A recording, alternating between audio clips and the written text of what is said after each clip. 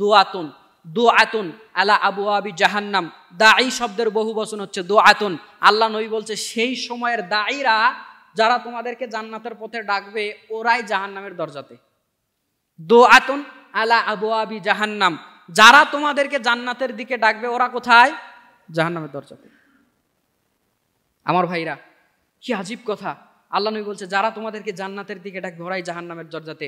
হুযায়ফা রাদিয়াল্লাহু তাআলার সাথে সাথে আল্লাহ নবীকে বলছেন, আল্লাহ নবী আরো একটু বাড়িয়ে বলেন এখানে, হ্যাঁ, যে তুমি যদি তাদেরকে অনুসরণ করো, মান আযাবাহুম ইলাইহা ফাযাফুহু ফিহা, তুমি যদি তাদেরকে অনুসরণ করো, তাদেরকে মেনে নাও, তাদেরকে গ্রহণ করো, ওরা তোমাদেরকে আছাড় মেরে জাহান্নামে ফেলে দিবে। আল্লাহ নবী সাল্লাল্লাহু আলাইহি সাল্লামকে সাথে সাথে প্রশ্ন করলো হুযায়ফা রাদিয়াল্লাহু তাআলা আনহু, সিফহুম লানা ইয়া রাসূলুল্লাহ, আল্লাহ নবী ওদের বৈশিষ্ট্য আপনি আমাদেরকে বলে দেন। আপনি বললেন কি যারা জান্নাতের দিকে ডাকবে তারাই জাহান্নামের দরজাতে, আপনি বললেন কি? আল্লাহ নবী সাল্লাল্লাহু আলাইহি ওয়াসাল্লাম বললেন, হ্যাঁ বলে দিচ্ছি শোনো। এক নম্বরে আল্লাহ নবী বললেন, কওমুন মিন জিলদাতিনা, ওরা তোমাদের মধ্য থেকেই হবে। ওয়া ইয়াতাকাল্লামুনা বিআলসিনাতিনা, তোমরা যেই ভাষাতে কথা বলবে ওরাও তোমাদের ভাষাতে কথা বলবে। ঘটনা কেমন হয়েছে জানেন? ধান চাষ তো আপনারা দেখেছেন। ধান চাষ করার সময় এক প্রকার ধানের মতো এক প্রকার গাছ জেগে ওঠে, বা না লাগালে ওইটা হয়ে ওঠে। এটাকে আপনাদেরকে কি বলে? আগাছা বলে। আমাদের জয়পুরহাটের ভাষায় এটাকে বলে জুয়ান কানা। জুয়ান কানা বলে এটাকে। তো এটা দেখতে ধানের মতোই, ও ধানের চেয়ে একটু হৃষ্ট। ওটার নাম জুয়ান কানা কেন জানেন? জুয়ান কানা এজন্যই, ধানের চেয়ে এটা দেখতে বেশি হৃষ্টপুষ্ট, জুয়ান লাগে। ধানের উপরে ওর মাথা থাকে দেখবেন সব সময়। কানা কেন বলা হয়? ধান গাছ ধান দিতে পারে, ও ধান দিতে পারে না, ধান দেওয়ার দিক থেকে ও কানা, এই জন্য ওকে বলা হয় জুয়ানও আবার কানাও। এটা হচ্ছে জুয়ান কানার মানে। তো এই ধান গাছগুলোতে যখন আপনি দেখবেন হয় জুয়ান কালাগুলো ধানের মতো দেখতে, একই জমিতে উৎপাদন হচ্ছে, একই জমিতে বড় হচ্ছে। আমার ভাইরা, এক পর্যায়ে ধান গাছে ধান ধরে, মালিককে ধান গাছ ধান দিতে পারে, বাকি এই জুয়ান কানা ধানের গাছের মতো হলেও ধান দিতে পারে না। এক শ্রেণীর হুজুর থাকবে যারা হকপন্থীদের মতোই লেবাস নেবে, হকপন্থীদের মতোই টুপি নিবে, ওদের মতোই দেখতে হবে। আল্লাহ নবী বলছে ওরা তোমাদের মধ্যে থেকেই হবে, তোমাদের ভাষাতেই কথা বলবে, তোমাদের মতোই টুপি পরবে, তোমাদের মতোই পাঞ্জাবি পরবে, তোমাদের মতোই পাগড়ি পরবে, তোমাদের মতোই জুব্বা পরবে, তোমাদের সামনে আসবে। বাকি একদল আছে যারা তোমাদেরকে হক কথা শোনাবে, হকপন্থী হবে, হক ইসলাম তোমাদেরকে দিবে। আর একদল আছে তোমাদেরকে হক ইসলাম দিতে তারা পারবে না। ধান গাছ ধান দিতে পারে, জোয়ান কানা যতই ধানের গাছের মতো হোক ধান দিতে পারবে না। একই গোয়ালে দুইটা গরু বড় হয়, দেখতে সেম সেম, আপনি নিচে না তাকালে বুঝতে পারবেন না কোনটা গাই আর কোনটা বলদ। সিংহ একই মতো, চেহারা সুরত একই মতো, একই খড় খাচ্ছে, একই পানি খাচ্ছে, একই গোয়ালে আছে, একই পালার খড় খাচ্ছে, একই ফ্যানের বাতাস খাচ্ছে, দেখতে দুইটা একই মতো, কিন্তু গাভী দুধ দিতে পারে, বলদ দুধ দিতে পারে না। সারাদিন পিটালেও দুধ দিতে পারবে না। বেশভূষা, চাল চলন সব এক।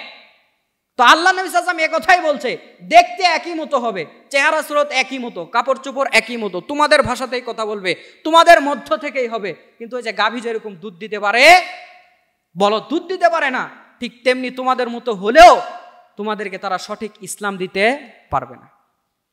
আল্লাহ নবী সাল্লাল্লাহু আলাইহি সাল্লামকে আল্লাহ নবী সাল্লাল্লাহু আলাইহি ওয়াসাল্লাম এর পরের হাদিসে আরেকটু বাড়িয়ে বলেছেন, কুলুবুহুম কুলুবুশ শায়াতিনি ফি জুসমানি ইনসিন, এরা দেখতে হবে মানুষের মতো কিন্তু এদের অন্তরগুলো হবে শয়তানের। অন্তর কিসের হবে?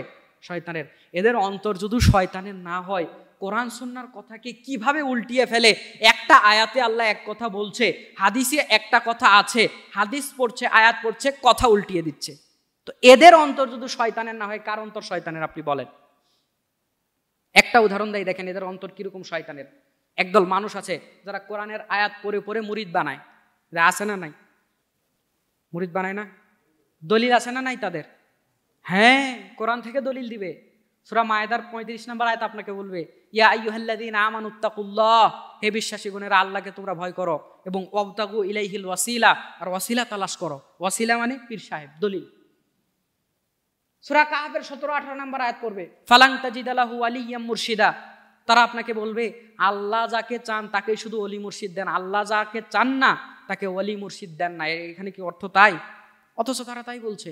আপনাকে আয়াত এনে দিচ্ছে, আলা ইন্না আউলিয়া আল্লাহি লা খাউফুন আলাইহিম ওয়ালা হুম ইয়াহজানুন। তারা আপনাকে সূরা ইউনূসের আয়াত পড়ছে, তারা আপনাকে শোনাচ্ছে আলা ইন্না আউলিয়া আল্লাহি লা খাউফুন আলাইহিম ওয়ালা হুম ইয়াহজানুন, যারা আল্লাহ যাদের অভিভাবক হয়, যারা আল্লাহর বন্ধু হয়, তাদের কোনো ভয় নাই, তাদের কোনো চিন্তা নাই। এই আয়াতে পীর ধরার ওরা কোথায় দলিল পেল আমার বুঝে আসে না, অথচ তাদের সবচেয়ে বড় বড় দলিলগুলোর মধ্যে এগুলো একটা একটা। এই আয়াতগুলো না পড়লে ওদের মাহফিল হয় বলেন? হয় না। এই আয়াতে কোথায় পীর ধরার কথা আছে? আপনি একটা শব্দ একটা একটা করে শব্দ অর্থ করেন তো। আলা মানে সাবধান, ইন্না মানে নিশ্চয়, আউলিয়া ওয়ালি শব্দের বহু বচন আউলিয়া, পরে করছে এটার অর্থ। আল্লাহ মানে আল্লাহ, লা মানে না, খাউফুন মানে ভয়, লা মানে না, ইয়াহজানুন মানে চিন্তা। আল্লাহ বলছে নিশ্চয় যারা আল্লাহর বন্ধু হয় বা আল্লাহ যাদের অভিভাবক হয় তাদের কোনো চিন্তা নাই, ভয় নাই। তো এখানে হাতে হাত দেওয়ার দলিল কোথায় পেলেন আপনি? বরং প্রত্যেকেই আল্লাহর ওয়ালি, যাদেরই ঈমান আছে তারাই আল্লাহর ওয়ালি। আপনাদের সবার ঈমান আছে না? ঈমান আছে না? দাবি করতে পারছেন না? তাহলে সবাই আপনার আল্লাহর ওয়ালি। দলিল কি? সূরা বাকারা 2 নম্বর সূরা 3 নম্বর পারা আয়াত নাম্বার 257। আল্লাহ রাব্বুল আলামিন বলছেন আল্লাহু ওয়ালিয়ুল্লাযিনা আমানু, যারা ঈমান আনবে তারাই হচ্ছে আল্লাহ রাব্বুল, তাদেরই অভিভাবক আল্লাহ। আপনি কেন একজনের পিছনে ছুটে বেড়াচ্ছেন? তাদের আর একটা শক্তপোক্ত দলিল, খুবই মজবুত, সেটা হচ্ছে সূরা তাওবার 119 নম্বর আয়াত, ইয়া আইয়ুহাল্লাযীনা আমানুত্তাকুল্লাহা ওয়া কুনু মা'আস সাদিকিন। সবচেয়ে শক্ত দলিল, ঠিক নয় কি? বিশ্বাসীগণেরা আল্লাহকে ভয় করো আর সত্যবাদীদের সঙ্গী হয়ে যাও। এই যে দলিল পাওয়া গেছে, হাতে হাত দেওয়াই লাগবে। এই আল্লাহ বলছে। আসলে কি আল্লাহ এখানে এটা বললো? এই আয়াত কোথাকার জানেন? এই আয়াত যে কারণে নাজিল হয়েছে, ওই হুজুর যদি ওই শব্দও শোনে সাদা পায়জামা 3 বার প্রস্রাব করে হলুদ করে দেয়। এই আয়াত কেন নাজিল হয়েছে? শুধু শব্দ, ওই কি কারণে, কারণটা শুনলে ওনার প্রস্রাব বেরিয়ে চলে আসে। সেই আয়াত দিয়ে উনি ব্যবসা করে খাচ্ছে। আয়াতটা কেন নাজিল হয়েছিল আপনাকে যেতে হবে ওই 95-96 নম্বর আয়াতে সূরা তাওবা, ওখান থেকে পড়তে আসেন। এসে 118 এবং 19 নম্বর আয়াতে আপনি আসেন। আল্লাহ রাব্বুল আলামিন একটা জিহাদের কথা উল্লেখ করেছেন, তাবুকের জিহাদ। আল্লাহ রাব্বুল আলামিন সেই যুদ্ধে, আসলে সেটা কোনো যুদ্ধ হয়ই নাই, যুদ্ধ করার জন্য গেছিল, আল্লাহ নবী সাল্লাল্লাহু আলাইহি ওয়াসাল্লামের লম্বা সৈন্যবাহিনী দেখে ভয় পেয়ে তারা সন্ধি করেছিল। ওটা আসলে জিহাদ হয়নি, প্রয়োজন হয়নি, আল্লাহ এমনিতেই বিজয় দিয়ে দিয়েছিল। তো আল্লাহ নবী সাল্লাল্লাহু আলাইহি সাল্লাম ওই জিহাদ থেকে ফেরার পরে অনেকেই জিহাদে যেত না। আল্লাহ নবীর অভ্যাস ছিল, তিনি আসার পরে প্রত্যেককে জিজ্ঞেস করতেন তোমরা কেন কেন যাও নাই, কেন তোমরা তোমরা তোমরা তোমরা তুমি তুমি তুমি কেন জিহাদে যাও না? এটা আল্লাহ নবীর অভ্যাস ছিল, এসব প্রশ্ন করতো। তো প্রত্যেক যারা যারা যায় নাই আল্লাহ নবীকে সত্য মিথ্যা 9-6 করে একটা কিছু বলে দিয়েছে। তো তাদের ব্যাপারে আল্লাহ নবী সাল্লাল্লাহু আলাইহি ওয়াসাল্লাম বললো ঠিক আছে, তোমাদেরকে আমি আল্লাহর উপরে ছেড়ে দিলাম, তোমাদেরকে আমি আল্লাহর উপরে ছেড়ে দিলাম। 3 জন সাহাবী আর আল্লাহ নবীর কাছে আসে নাই, যারা জিহাদেও যায় নাই, আল্লাহ নবীর সামনেও আসে নাই। এই 3 জনকে ওরা শিখিয়ে দিয়েছে। বাকি যেসব মুনাফিক ছিল, এই আল্লাহ নবী কি আমাদের মতো মিথ্যা বলো, মিথ্যা একটা কিছু বলে চলে আসো, বাস হয়ে গেল। কি বলবা? আল্লাহ নবী তো তোমাদেরকে ডাকছে, প্রশ্ন তো করবে, কি বলবা? ওরা 3 জন ভাবলো না, আল্লাহ নবীকে আমরা মিথ্যা কথা বলবো না, যদি আমরা মিথ্যা বলিও আল্লাহ ওয়াহি করে সত্যটা বলে দেবে, আল্লাহ নবীকে মিথ্যা বলবো না। দেখেন তাদের অন্তরটা কিরকম শয়তানের, যারা একটা আয়াতকে কিরকম পাল্টিয়ে দিচ্ছে, দেখেন তাদের অন্তর কতটা শয়তানের। আপনাকে ওইটা বুঝাতে এদিকে আসেন। আল্লাহর নবী সাল্লাল্লাহু আলাইহি ওয়াসাল্লামের সামনে 3 জন সাহাবী হাজির হয়ে গেল। আল্লাহর নবী সাল্লাল্লাহু আলাইহি ওয়াসাল্লাম 3 জনকে সামনে পেয়ে প্রশ্ন করলো তোমরা কেন জিহাদের ময়দানে যাও নাই? আল্লাহর নবীকে ডেকে বলছে, আল্লাহর নবী আমরা দুনিয়াবি কারণে এই কারণে আমরা যেতে পারি নাই, আমাদের কাছে এরকম কোনো ওজর নাই। আল্লাহর নবী যখন তাদের কাছ থেকে এই কথা শুনতে পারলো, শোনার পরে আল্লাহর নবী তাদের উপরে অসন্তুষ্ট হয়ে গেল। তোমরা দুনিয়ার সাধারণ সুতানাতা কারণে তোমরা জিহাদের ময়দানে যাও নাই, আমি এটা সহ্য করে নিতে পারলাম না। আল্লাহর নবী সাল্লাল্লাহু আলাইহি ওয়াসাল্লাম তাদের ব্যাপারে ঘোষণা করে দিল, আজ থেকে সাহাবীরা এই 3 জনের সঙ্গে, 3 জন সাহাবীর নাম ছিল হেলাল ইবনু উমাইয়া, মুরারা ইবনু রাবি, কাব রাদিয়াল্লাহু তাআলা আনহু। এই 3 জন আল্লাহর নবী সাল্লাল্লাহু আলাইহি ওয়াসাল্লামের কাছে আসার পর আল্লাহর নবী তাদের ব্যাপারে বলে দিল, সাহাবীরা এরা যদি তোমাদেরকে সালাম দেয় সালামের উত্তর তোমরা দেবে না, এরা যদি তোমাদের সঙ্গে ব্যবসা করতে চায় তোমরা এদের সঙ্গে ব্যবসায়ী কোনো সম্পর্ক রাখবে না। আল্লাহ রাব্বুল আলামিন 118 নম্বর আয়াতে সূরা তাওবার মধ্যে ঘোষণা করে জানিয়ে দিয়েছেন, তাদের কাছে দুনিয়া এত বড় হওয়ার পরেও দুনিয়া তাদের কাছে বড় সংকীর্ণ মনে হচ্ছিল, ছোট মনে হচ্ছিল। আল্লাহ নবী সোজা কথাই বলতে গেলে তাদেরকে এক ঘোড়া যখন করে দিলেন, কোনো মানুষকে সালাম দিলে তারা সালামের জবাব দেয় না, দুনিয়ার কোনো মানুষ তাদের সঙ্গে কথা বলে না। তারা এক দুর্বিষহ অবস্থার মধ্যে পড়ে গেল। তারা বলছে আল্লাহর নবীর সামনে গিয়ে আমরা যখন আল্লাহর নবীর দৃষ্টি আকর্ষণ করার চেষ্টা করতাম, আল্লাহর নবীকে আমরা যখন সালাম দিতাম, আল্লাহর নবী আমাদের দিক থেকে মুখ সরিয়ে নিতেন। সাহাবীরা বলছে আমাদের এই ব্যাপারটা বড় কষ্ট দিত, এই ব্যাপারটা আমাদেরকে বড় পীড়া দিত। আল্লাহর নবী যখন আমাদের দিক থেকে মুখ ফিরিয়ে নিতেন আমরা বড় কষ্ট পাইতাম, আমাদের অন্তরটা ফেটে যেত, হায় হায় আমরা কি অন্যায় করে ফেলেছি। এক পর্যায়ে আল্লাহর নবীর পক্ষ থেকে তাদেরকে আদেশ করা হলো, তাদের পরিবারের নিকটে আরেকটা খবর পাঠিয়ে দেওয়া হলো। এই তিনজনের স্ত্রী তাদের কাছে এতদিন পর্যন্ত ছিল, এই তিনজন স্ত্রীকেও তাদের বাবার বাড়িতে পাঠিয়ে দেওয়ার হুকুম দিয়ে দাও। তিনজনের স্ত্রীর কাছে যখন খবর চলে গেল, হাদিস আপনি বুখারীতেও পেয়ে যাবেন, তাফসীর ইবনে কাসিরেও এই আয়াতগুলোর তাফসীরে ঘটনাগুলো আপনি পেয়ে যাবেন। আল্লাহর নবী সাল্লাল্লাহু আলাইহি ওয়াসাল্লাম তাদের স্ত্রীদেরকেও যখন চলে যেতে বললেন, একজনের স্ত্রী এসে বলছে আল্লাহর নবী আমার স্বামীটা বড় বৃদ্ধ মানুষ, আমাকে ছাড়া চলতে পারে না। আল্লাহর নবী আমি যদি তার কাছ থেকে চলে যাই কেমন করে সে চলাফেরা করবে, সে টিকতে পারবে না, বুড়া মানুষ। আল্লাহর নবী বলল তোমাকে যা অর্ডার করা হয়েছে সেইটা তুমি মানো। আল্লাহর নবীর কথা মতো তিনজনই যখন চলে গেল, তারা এমন একা হয়ে গেল, আল্লাহ রব্বুল আলামিন বলছে তাদের সামনে দুনিয়া যেন সংকীর্ণ হয়ে চলে এসেছে, দুনিয়া যেন তাদের সামনে ছোট হয়ে গেছে। তারা কোনো দিকেই যখন আর কারোর সঙ্গে কিছু সম্পর্ক স্থাপন করতে পারে না, সবাই বুঝতে পারলো আল্লাহ রব্বুল আলামিনের দিকে যাওয়া ছাড়া, আল্লাহ রব্বুল আলামিনের কাছে যাওয়া ছাড়া, আল্লাহর দিকে ফেরা ছাড়া আমাদের আর কোনো উপায় নাই। ওই আল্লাহ যদি আমাদেরকে মাফ না করে, ওই আল্লাহ যদি আমাদেরকে ক্ষমা না করে, দুনিয়াতে আমরা বেঁচে থেকেও মরার মতো থাকতে হবে। তারা একবারে আল্লাহ রব্বুল আলামিনকে এমন ভাবে আল্লাহর দিকে হয়ে গেল, আল্লাহর দিকে তওবা করার জন্য ফিরে গেল, আল্লাহকে ডাকা শুরু করে দিল। একদিন নয়, দুই দিন নয়, সহিহ বুখারীর হাদিস প্রমাণ করে 50 দিন পর আল্লাহ রব্বুল আলামিন তাদের তওবাকে কবুল করে নিয়েছিলেন। 50 দিন পর তাদের তওবা কবুল করে আল্লাহ রব্বুল আলামিন সূরা তাওবার 118 নম্বর আয়াত নাজিল করে দিয়েছেন। একটু আওয়াজ করে বলেন না সুবহানাল্লাহ। যখন আল্লাহ রব্বুল আলামিন আয়াত নাজিল করে দিলেন, আল্লাহর নবী সাহাবীদেরকে ডাক দিয়ে বললেন, সাহাবীরা তোমাদের তিনজনের ব্যাপারে আল্লাহ তওবা কবুল করেছে, আল্লাহ তোমাদেরকে মাফ করে দিয়েছে, তোমাদের উপর থেকে আজকে নিষেধাজ্ঞাটা তুলে নেওয়া হলো। এরপরে আল্লাহ রব্বুল আলামিন সূরা তাওবার 119 নম্বর আয়াত নাজিল করে জানিয়ে দিচ্ছে, ইয়া আইয়ুহাল্লাযীনা আমানুত্তাকুল্লাহ, ও দুনিয়ার মানুষরা, ও দুনিয়ার বিশ্বাসী মানুষরা, তোমরা আল্লাহ রব্বুল আলামিনকে ভয় করো, ওয়া কুনু মা'আস সাদিকিন, আর সত্যবাদীদের তোমরা সঙ্গী হয়ে যাও, যারা সত্যবাদী তাদের তোমরা সাথী হয়ে যাও। এর এক নাম্বার তাফসীর হচ্ছে জিহাদের ময়দানে যাওয়ার জন্য যারা প্রস্তুত হয়, আল্লাহর রাস্তায় হক জিহাদ করার জন্য যারা প্রস্তুত হয়ে যায়, ওই বনে জঙ্গলে বোমা ফাটায় এগুলো আবার জিহাদ হিসাব কইরেন না, এগুলো নয়। যেটা হক জিহাদ, যেটা হক প্রচেষ্টা, সেইটার দিকে যখন মানুষ যায় তোমরা তাদের সাথী হয়ে যাবে। তবে এই আয়াতকে কমন ভাবে আপনি বলতে পারেন, ওয়া কুনু মা'আস সাদিকিনকে আপনি এভাবে মানুষের সামনে বলতে পারেন যে যারা যারা ভালো কাজ করে, যারা যারা ভালো মানুষ তাদের সঙ্গী হয়ে যাও। তবে এই আয়াত দিয়ে বিশেষ একটা মানুষের হাত ধরা লাগবে, তার হাতে বায়াত হওয়া লাগবে। যদি বায়াত না হও জান্নাতে যাওয়া যাবে না। এই কথা যারা বলবে তারা আল্লাহর কসম করে বলি আল্লাহর কোরআনের আয়াতের উল্টা বলে। আজ থেকে পূর্ববর্তী যত মুফাসসির আছে তারা কেউ এই ব্যাখ্যা দেয় নাই। তারা যারা ব্যাখ্যা দিচ্ছে ব্যবসা করে খাচ্ছে। আপনি পিছনের যত তাফসির আছে ঘেটে দেখেন, একজন মুফাসসির এই ব্যাখ্যা দেয় নাই, সবাই এই কথাটাই বারবার বলেছে, কিন্তু তারা এই আয়াতকে এনে ব্যবসা করে খাচ্ছে। এখন বুঝে থাকলে বলেন এদের অন্তর শয়তানের না শয়তানের নয়? এই হাদিস বুঝাতে আপনাকে এতদূর নিয়ে গেলাম। তারা আয়াত বলবে, হাদিস বলবে, উল্টিয়ে দিবে। আজব কথা, আল্লাহর কথা, মুহাম্মদ সাল্লাল্লাহু আলাইহি সাল্লামের কথাকে উল্টিয়ে দিবে। তো ওদের অন্তর শয়তানের নয় তো কার অন্তর শয়তানের? আল্লাহ নবী বলছে ওরা দেখতে মানুষের মতো হবে, অন্তরগুলো হবে শয়তানের। ওরা দেখতে মানুষের মতো হবে, ওদের অন্তরগুলো হবে শয়তানের। আমি এলাকাতে অনেক প্রোগ্রামে হানাফি ভাইরা আমারে দাওয়াত করে, অনেক এলাকাতে, বিশেষ করে এলাকাতে, বাইরে খুব একটা নয়। তো এলাকার কিছু প্রোগ্রামে ওরা ভাইরাল বক্তা নিয়ে আসে। তো ওই ভাইরাল বক্তার সঙ্গে আমার কিছু মাহফিল করার সুযোগ হয়েছে।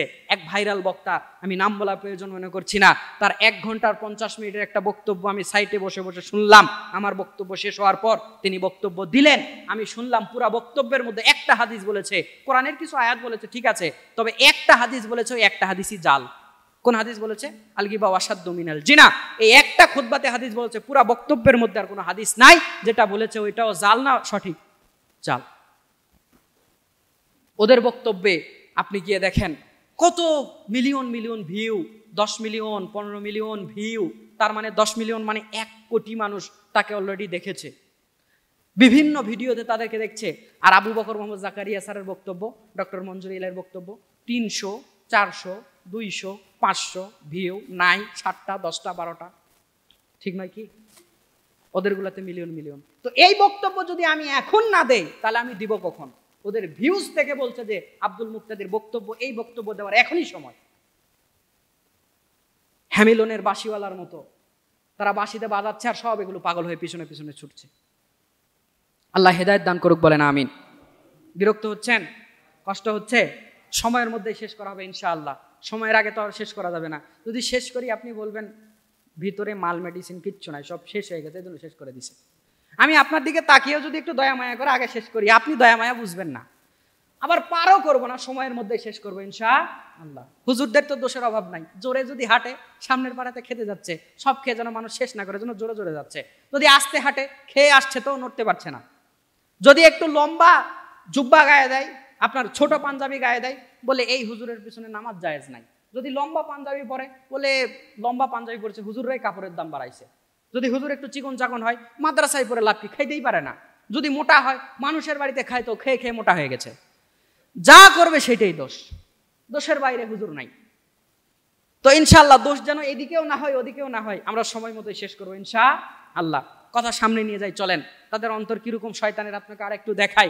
আমার ভাইরা, আমার বন্ধুগণ, তারা যে আপনাকে যুক্তি দিল একজনের হাতে হাত না দিলে জান্নাতে যেতে পারবেন না, এই যুক্তি যারা দেয় তারা কোরআনের আয়াতের পাশাপাশি কিছু যুক্তি আপনার সামনে পেশ করে না? করে না? কিছু মানুষ দাঁড়িয়ে আছে, দেখেন তো, জায়গা দিতে পারেন না, একটু সামনে গিয়ে আছে। হ্যাঁ, অন্য ভাইদের একটু বসার সুযোগ করে দেন, যাদের সামনে একটু জায়গা আছে। উপরে হয়তো ভরে গেছে মনে হয়, বাস এদিকে, বাস। মাশাআল্লাহ, মাশাআল্লাহ। তাহলে এরা যে যুক্তি, কিছু কিছু হাতে হাত দেওয়ার যুক্তি দেয়, আজকে বলতে যখন লেগেছে এটা শেষ করে দেয়, এরাও এক প্রকার গোমরা দল, এরাও ভ্রান্তির মধ্যে আছে। এরা আপনাকে এবার যুক্তি দিচ্ছে কি জানেন? এই ট্যাবলেটটা সবাই গিলেন, বেশিরভাগ মানুষ গিলে। তারা এসে বলছে, দেখো, আপনি যখন একটা উকিলের, হাকিমের কাছে যাবেন, বিচারকের কাছে যাবেন, একটা উকিল না ধরলে কি যাওয়া যায়? শোনেন নাই? কি সুন্দর যুক্তি না? ঠিকই তো, বিচারকের কাছে উকিল ছাড়া কেমন করে যাব? এসে বলছে, প্রধানমন্ত্রীর কাছে যদি যেতে চান আপনি কি সরাসরি যেতে পারেন? খুব পারি না তো, মাঝখানে অনেকগুলো ধরতে হয়, এরে ওরে তারে ধরতে, তারপর তার কাছে খবর, তার সামনে অনেক সময় যাওয়াও যায় না, খবর পৌঁছায় দিতে হয়। তো প্রধানমন্ত্রীর কাছে যাইতে যদি এত ব্যারিকেড লাগে, এত কিছু লাগে, আল্লাহর কাছে সরাসরি, বাপ রে বাপ, এরকম বুজুর্গ হয়ে গেছেন আপনি। তখন বলছে, কথা তো ঠিকই, আমি কি আল্লাহর কাছে গেলে আমারটা আল্লাহ নেবে? যুক্তির ট্যাবলেট খেয়ে ফেললেন। এখন আসেন, এই ট্যাবলেট যারা গিলবে তারা সরাসরি মুশরিক হয়ে যাবে। আপনি বলবেন, এত বড় কথা, মুশরিক? হ্যাঁ, আচ্ছা, এরা যে উকিল হওয়ার আর ওই হাকিমের একটা উদাহরণ দিলে, এটাকে একটু বিশ্লেষণ করেন তো। দুনিয়াতে উকিল কেন লাগে? একজনের নামে মামলা করা হয়েছে, বিচারক বিচার করবে। যার নামে মামলা করা হয়েছে সে আসলে দোষী কিনা বিচারক জানে না। দুই পক্ষের দুই উকিল আছে, ইনিও যুক্তি দিবে, ইনি বলবে দোষী, উনি প্রমাণ পেশ করবে। একজন বলবে না, ইনি দোষ করে নাই, উনিও প্রমাণগুলো খণ্ডন করার চেষ্টা করবে, তিনি যে দোষী না এই জন্য কিছু প্রমাণ সাক্ষী উনি পেশ করবে। তারপর বিচারক দেখে শুনে যে এটা সঠিক মনে হবে উনি বিচার দিবেন। কথা এই তো নাকি? তাহলে উকিলের জায়গাতে আপনি হুজুরকে রাখলেন, আর বিচারকের জায়গাতে আল্লাহকে রাখলেন। এখন কথা হলো, বিচারক না হয় জানে না যে ও দোষী না, আপনার ব্যাপারে আল্লাহ জানে না? যদি বলেন আপনার ব্যাপারে আল্লাহ জানে না, একজন হুজুর বলতে হবে, আল্লাহ এই যে আমার এটা মুরিদ ভালো মানুষ, অথবা গুনাহ করেছে, তারাই ভালোটা আপনি কবুল করে নেন, অথবা গুনাহ করেছে মাফ করে দেন। মানে আল্লাহর সামনে পরিচয় করে দিলে তারপর আল্লাহ আপনাকে চিনবে, দেখবে, এর আগে চিনবেও না, দেখবেও না। ওই যুক্তির নিরিখে ঘটনায় ঘটে কিনা? তো এখন যদি বলেন কেউ পরিচয় করে দিলে আল্লাহ চিনে, না হলে চিনে না, আপনি আল্লাহর ইলমের ব্যাপারে ঈমান রাখলেন না, গেল। আল্লাহ আপনার অন্তরের খবরও জানে,